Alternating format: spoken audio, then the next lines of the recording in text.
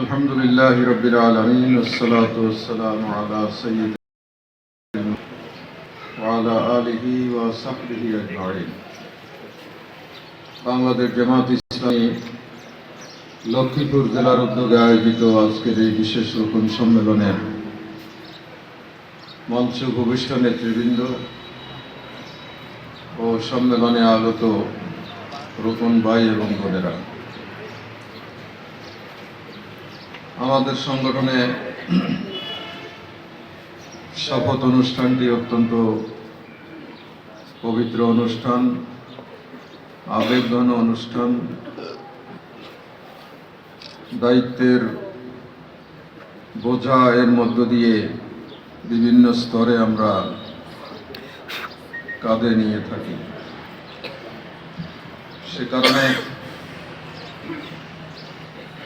এটি